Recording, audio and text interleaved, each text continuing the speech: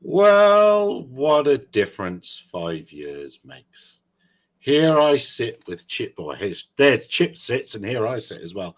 But yeah, 5 years ago was the last time I spoke to Chip, because he doesn't dare, he doesn't want to ever speak to me. That's why. And before we unpack a little bit what's been going on with Chip, I think one thing I do need to know is, what has your wife told you? What the phrase is that you have got to get into this chat this time, Chip? Oh, he's gone. He's gone. Oh, Chip, come back. Unbelievable. He's and he went. Well, there we are. Dear viewer, we shall wait to see if Chip comes back. The tech we were trying to sort is obviously not sorted. Let's see. Send me a message. Let's send him a message. And we can get back to Chip. Chip Yates. What a legend. Gone. Oh, the perils of live streaming. Wherever you are, whoever the dear viewers are viewing, hello and welcome. We're in this format because it's going to appear in a show. It's going to be AUVSI, and obviously his internet just died. Oh no, here he comes again. Add him to the stage. I think we got to start over. Yeah, because we got to start over. Yeah, it's yeah, I know what people are like when they're from high tech companies. They just can't do tech. Oh, yeah. We did the big reveal. Blackjack's at store there. Can you leave this open for the Wi-Fi? Yeah. All right, mate. Okay. So did somebody shut the door and that shut the Wi-Fi out? I don't know. Yeah, it's a heavy door, but I hope it's not that weak. But if it is, fucking hell, mate. We can't use that bit in the show. No, you got to start out. You got to start over. Start again. Well, we're live anyway. We've got a couple of people watching. Oh, it looks like you're going to go. Oh, no, you're a bit wobbly. Oh, is this live? Is this live right now in the booth? Live. Jesus right Christ. Now. Not in the booth. Not in the booth. Not in the booth. We'll edit it up for the booth.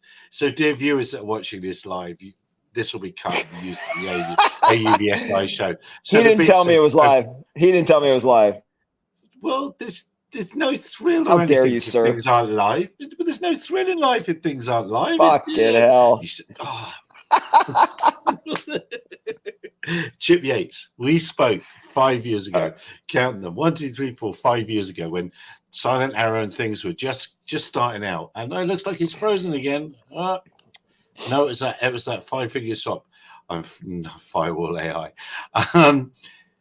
What a tremendous success you've been making of it, and let's catch up. And for those people that don't know, you have a fabulously simple idea that's quite hard to achieve. So I don't mean to dish you there. It's delightfully simple, but that doesn't mean that it's easy. And you've really achieved it. So you are chucking coffins with tiny wings out of big airplanes, and then gliding deliveries, be it for civilian use or military use, to where they need to be using an autopilot. It's like a very efficient guided parachute, I suppose. I better let you talk. You explain it better than me. No, you're doing great. Yeah, it's funny because when we first came up with the idea, we talked to investors and venture capitalists, and they loved the idea, but it was too simple. You just said something about it's really simple, and no offense, but what we've done is we've made it so simple that nobody wanted to invest. So we were stuck raising money from our customers. But it's the reason we've sort of elevated ourselves to the top of this particular vertical, this line of thinking, which is disposable, immediate cargo and electronic warfare type delivery systems. And I do feel like Silent Arrow has bubbled up to the top of that because we are able to focus on having these things be as simple as possible and still do the mission. So in the very beginning, I said, if any piece on this airplane looks like it belongs on an airplane, it's too expensive. And so these airplanes are 2,000-pound cargo delivery gliders. and they're made from laser cut aluminum and birch plywood and little bits of steel and plastic fiberglass nose cone, and they fly perfectly for 15 minutes, and then they're trash in essence.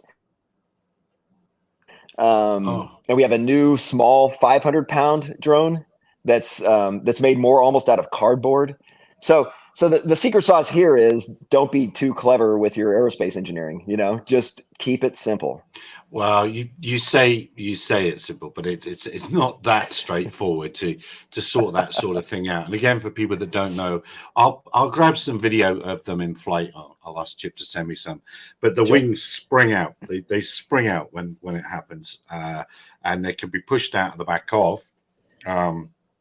I had it ready to say, but you say that it can be deployed from various aircraft types. Are these military certified? So C5, C-17, C-130, V-22, underslung CH-53. So when you say that happened, does that mean the military signed that off? Away we go. Yeah, exactly. Yeah, and in the beginning, imagine that we have this idea and no investors, right? So in the beginning, we just had some government customers, and they didn't want to put in money. They didn't want to let it come out of a C-130 before we proved it was safe. And so we rented a Huey helicopter, and we picked them up on a ranch in the middle of Oregon and dropped them from the bottom of a helicopter sling load, and to see if they would fly and to start tuning the autopilots. And so the whole first couple of years of our flight test program was just helicopter based. And at some point, then we did enough engineering and we proved it enough that the U.S. Air Force said, okay, you can fly from a C-130H, which is like a Vietnam C-130, right? So they're saying you can use a C-130, but you can't use our nice C-130, right? So we dropped some in the U.S. We also dropped some in Israel from C-130Hs, these old Vietnam era, and everything was good. It flew great. And so then they graduated us up to MC-130J, which is the new C-130. So we're, this is my get rich slow scheme. It's taken, 7 years to to get a C-130, to drop it out, we're overnight success. There's just been 7 years of overnights, but now literally today, right now, as we speak, our loadmaster Chewy is in Germany, dropping from an Airbus A400M. And that's a program that we announced last year. And so now it's taken on a life of its own. But yeah, it was hard to get approval from the Air Force to fly from C-130s, as it should be. They want to make sure that it meets all the requirements. And the way we designed Silent Arrow was to meet these guidelines that are already in place, and they're called CDS bundle guidelines, which is if you're going to push a load out of a C-130 that has a parachute, it can't be bigger than this. It has to weigh at least this much so it doesn't get blown up into the tail and hit the aircraft and so on. And Silent Arrow, we designed it to comply with those guidelines. So strangely enough, we didn't really have to do that much to get approval after we showed that it could fly safely.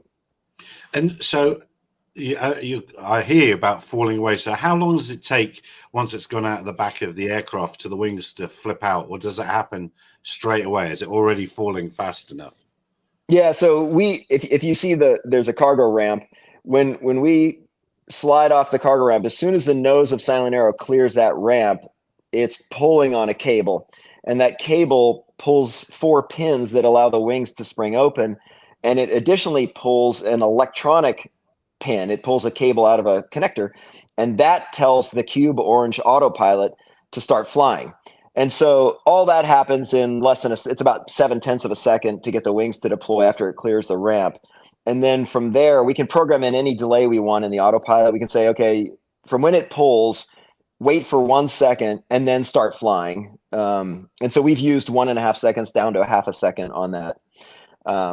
And it tends to lose about 500 feet from what we found, because you've got 4 engines on a C-130, you've got spiral slipstream, you've got the cargo ramp is making a lot of turbulence.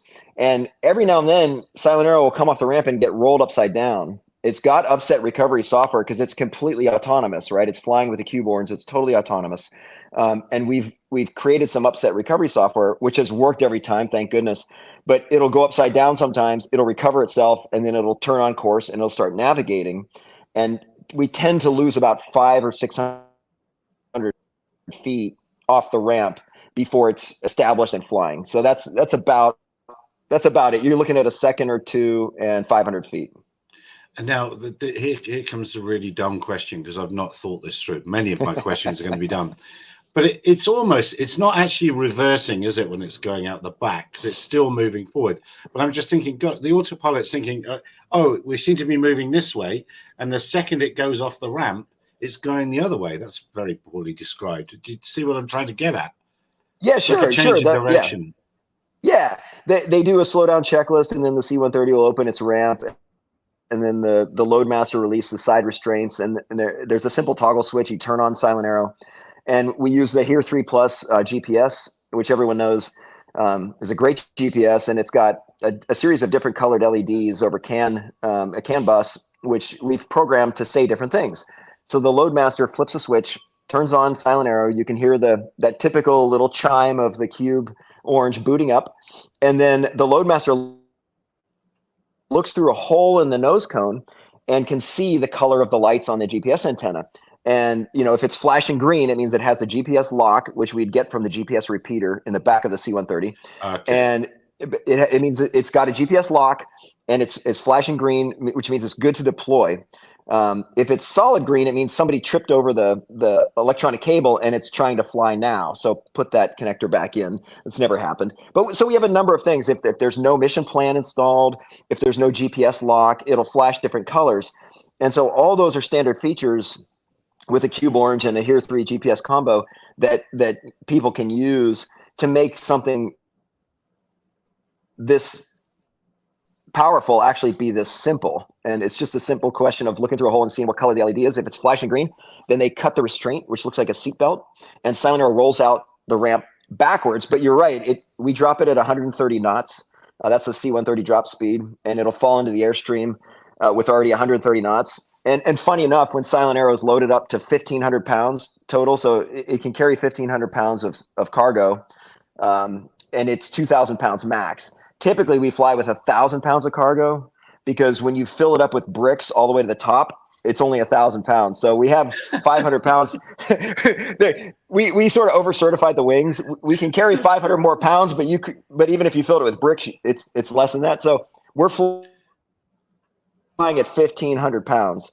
And so at 1,500 pounds, our best glide speed is right around 130 knots. So that was just a happy accident. It'll come off the ramp, and it's already going its best glide speed.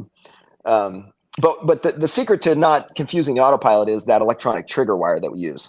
Right. So it's just a simple connector, and it's just in a loop. And so when that pulls, it's going into one of the auxiliary connections in the back of the Cube Orange. And we programmed it to say, when that is an open circuit, start flying. And so it's not in the back of the C-130 confusing itself.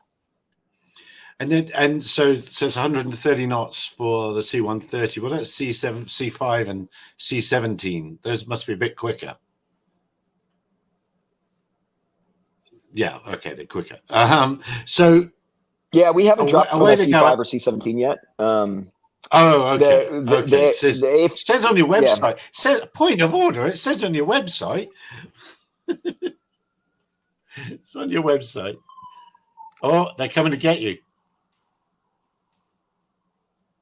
It was just breaking up a little bit. Yeah. Okay. So all right. So yeah. So you can fit 20 of these into a C-130 for multiple drop missions. So is that 20 sat on the ramp, all lined up, ready to go? 2 lines of 10 or something? Oh, I think the internet's defeating us again. Oh, you still there, ready to go. They'd be in their packs. The Loadmaster would have to undo. Okay, I think the internet's really, the internet's playing up again. So I'll have to edit that bit out. So I'll do that. So I know that's the point that I got to do it. What else was going to ask you? So the tactical way of doing things is one thing. Now, what about the civilian missions? Are any of those going? Oh dear, the internet's not playing.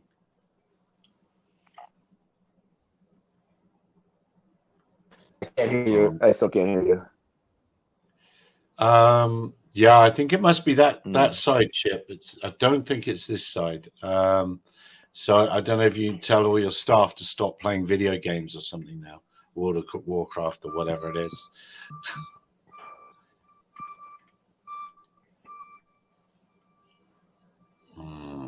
Oh dear. Yeah, let me check. I don't know what it could be. Hang on, let me.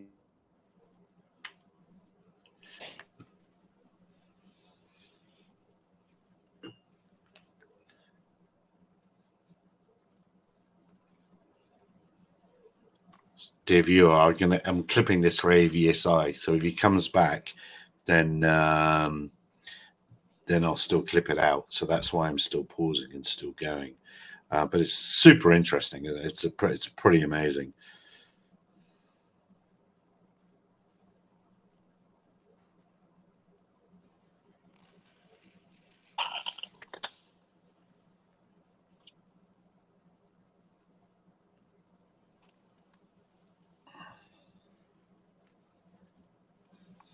How you doing? You back yet? No. Hey, Hunter, if you're on the internet, can you drop it? Because the connection's we're losing connection.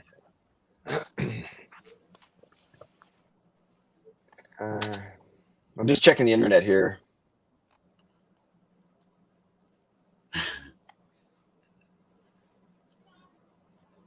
But already your voice was much better than. I've gotten all my children off the web as well. That's probably also happening here.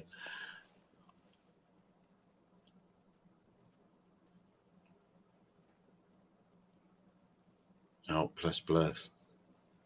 Hmm.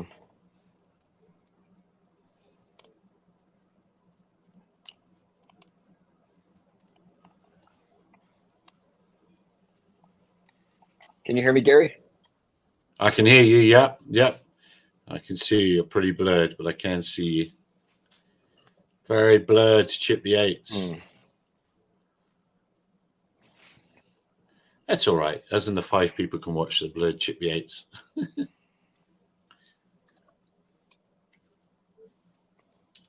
Yeah, I might have to restart the internet. I don't know if I can't tell if it's on my end or not, but I can restart and try to join again. Yeah, we can do that. Yeah, we can do that, and I'm just speed testing my side. Let's see, dear viewer. Let's see if it is his or my internet.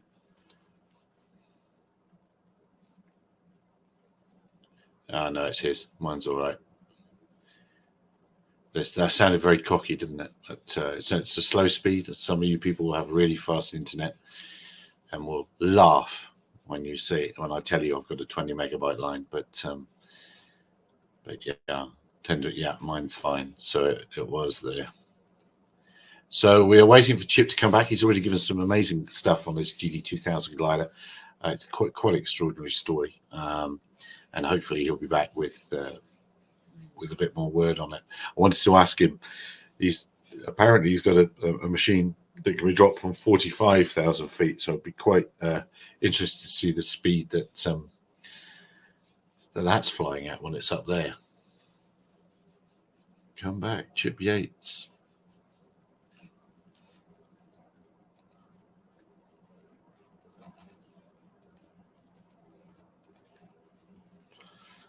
I'm going to put a link in for those of you following along at home.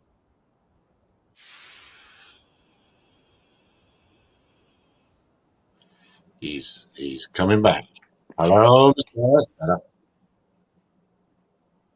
Yeah, I mean, our internet looks okay. I restarted it, but yeah, this looks a lot better. All right, well let's just go. That was a fantastically interesting first bit. Can you show us the machines that you've skillfully hidden behind yourself there? Yeah. There we go. So what are we looking at? These are GD 2000s, yeah? Correct. It's glider disposable 2,000 pounds total gross weight. So we've got what do we have here? 6, 7, 8. We have 8 of these here. And then we've got one of our super secret silent arrow precision guided bundles here that we can't show the public. But this one here, we got the take off the nose cone there. Got your pitot tube. And how does the pitot tube talk to the autopilot? Is it Bluetooth or something? No, it connects over little silicone rubber hoses to a 4525 airspeed indicator. Yeah, we just use a little 4525 right here. So, okay. So you couldn't normally just pull that nose cone off then? No, correct. You'd have to disconnect the rubber. Yeah. Yeah. Okay. That's what I was wondering. Yeah. So it's a simple. Yeah, you see, there's holes in it for the GPS, connections for the servos and the pin, power connections, laser altimeter, and it's all just in this plastic box. It's like I said, it has to be rugged and has to work every time, but it flies for 15 minutes and then it's disposed of. So it can't be too good. I hear what you're saying. There's an RFD radio there as well, is it? Yeah, I think it is. Yeah. Showing all your secrets. Oh, it's okay. We love all those guys. It's funny how much of the stuff is Australian, you know? But apart from that South African LiDAR, I see you've got that. Exactly. Yeah, that's right. Yeah. Yeah. So the RFD we use in flight test, we don't, because this is autonomous, we don't use the RFD in real drops. So we just came back from another foreign country and we didn't have the RFD in it. The drop we're doing in the A400M Airbus, we're not using the RFD at all. But when we're flight testing and we're allowed to use them on the military range, we use them because we get real-time telemetry. And so who's responsible for loading the just don't answer if it's too sensitive. But what I can see is obviously you're loading several of these on a C-130. When you're loading them, you know what they're going to go and do.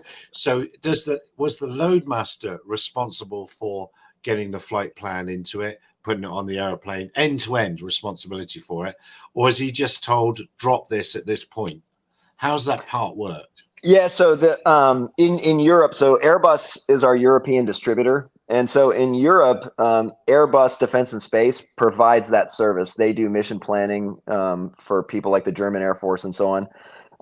In the U.S., we've ATAC integrated Silent Arrow, so an Android TAC tablet that the Special Forces use normally. We've just finished ATAC integrating this, so. There's we just use a USB port and they would connect the ATAC tablet and put in the parameters of the flight and program it. And yeah, that could be done by different personnel, but in general, a loadmaster could do that. Because you wouldn't want to drop the wrong one from the wrong place because it ain't getting there. No, exactly. Look at you, Gary. You could be in the military yet. No, I grew out of that, mate. It's because people like me were in the military and understand not people like me would have done wrong. That's what it is. It's exactly what I can imagine myself doing that. Yeah. So away it goes, and the LiDARs for the precision landing. Or the precision flare, I suppose. At what point? That's right. Yeah. What sort of distance, traveling at 120 knots, is this thing going to go when it's running along the ground? How long will it slide? Depends on the surface, but I like to say it's been sliding around 300 feet or something like that. Yeah, 250 to 300 meters, maybe something like that. It's an amazing machine, and I say it's a simple idea, but in no way is it a simple system in reality. It's not something that somebody's going to quickly knock up a copy tomorrow. That's for certain. So, is this the biggest machine you've got now, or is this just your workhorse? No. We developed a Silent Arrow version called the wide body, and it's. If you can believe it, it's 60% larger than a GD2000.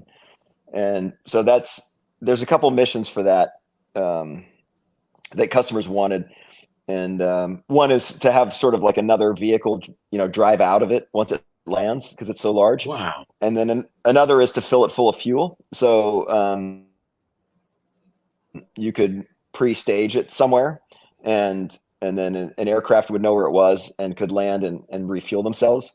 So there's yeah. So believe it or not, there is one bigger, and it is really big because this one's big enough. This is 13 feet long, fully rigged, and 2,000 pounds. And the wide body's bigger. And then we have a smaller one, and then we're working on 2 new contracts to put propulsion systems in both of these. So we're doing a little scale up of the GD2000 here and adding a 115 horsepower engine to it, a petrol engine. And then we're doing our precision guided bundle, which is the smaller 500 pound. We're putting an engine in that as well to give between 200 and 300 nautical mile range. And you'd still push it out at the back of an aeroplane to get it going, or would that rise off the ground? So all the initial requirements are it comes out of the back of an airplane, but we have a new customer that wants it to come off the ground, so we're developing a kit to be able to do that. Okay, so it'll fall off the wheels. Okay, yeah. Exactly. Yeah, exactly. Yeah. Wow, that is exactly. That's just amazing. And tell me, you told me 5 years ago when last we spoke that on the inside you had tables or how to make something or do something. You can make something with the body once it's there. If you're a troop, do you still have that sort of thing? Yeah, our best idea was if you have the fuselage, this big rectangle fuselage. Was to put 4 toilet seats on top of it and use it as a latrine. So when you're out in the field. There you go. Reduce, reuse, and recycle all the way to the battlefield. Exactly. It's all there. There. And you could build do you reuse the wings or anything, or is it is absolutely one time? It depends. So Airbus has the idea to refurbish them after training missions, so we're not being too wasteful. And the last one that we just dropped overseas in the PACOM region, Indo-PACOM, its flare was so good that it had no damage whatsoever. So we were all sitting there looking at this GD2000 that had just carried 1,000 pounds of rocks from 13,000 feet. It flared, landed, slid to a stop, and there wasn't a scratch on it. And so that one could certainly be reused. It's just that we don't want to sell that it's being reused because, you know, the wings they're foam and there's aluminum in here, and there's, you know, the skin of the wing is just a vinyl. It's a UV resistant vinyl that we can use a heat gun and basically shrink wrap the wings.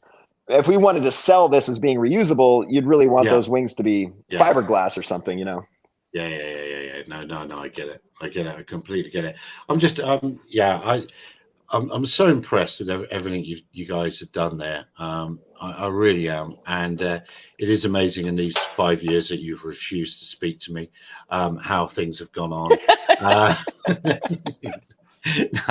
No, it's been great. And what was the mystery phrase that your wife told you to get into this conversation? Something about grilled cheese sandwiches. There we go. All right, good. Well, then you've achieved your mission. There we are. So yeah, one of these could carry 2,500 grilled cheese sandwiches. Yeah. But I expect to see one liveried up appropriately now. Exactly. That's absolutely certain.